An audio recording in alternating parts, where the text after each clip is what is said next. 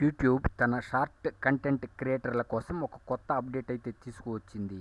అద్భుతమైన అప్డేట్.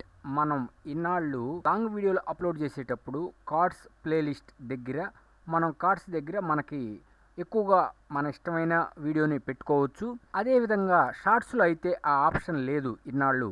ఏమిటి అప్డేట్ అంటే, మనం షార్ట్స్ వీడియోలు అప్లోడ్ చేసేటప్పుడు రిలేటెడ్ వీడియో అని అడుగుతూ ఉంటుంది. అంటే కార్డ్స్ లాగా ఇక్కడ కూడా రిలేటెడ్ వీడియో, అంటే నువ్వు పెట్టిన వీడియోకి రిలేటెడ్గా ఇంకేదైనా వీడియో ఉందా, ఆ వీడియోని అక్కడ మనం క్లిక్ చేస్తే కార్డ్స్ లాగా షార్ట్స్లో కూడా మనం రిలేటెడ్ వీడియోని చూడొచ్చు. కానీ ఈ రిలేటెడ్ వీడియో ఎక్కడ ఉంటుంది అంటే, షార్ట్స్లో లాగా పైన ఎక్కడో పక్కనో ఉండదు, టైటిల్కి పక్కనే ఉంటుంది. దాన్ని క్లిక్ చేస్తే రిలేటెడ్ వీడియో ఓపెన్ అవుతుంది.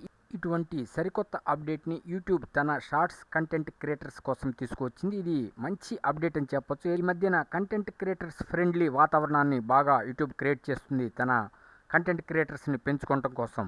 ఈ విధంగా రీసెంట్ అప్డేట్స్ కానీ మనం చూస్తే న్యూ ఏఐ టూల్స్ని పరిచయం చేస్తుంది. యూట్యూబ్ క్రియేటర్ యాప్ని తీసుకొచ్చింది. కంటెంట్ క్రియేటర్స్ కోసం సహకరిస్తూ కొత్త కొత్త టూల్స్ని పరిచయం చేస్తూ ఉంది యూట్యూబ్.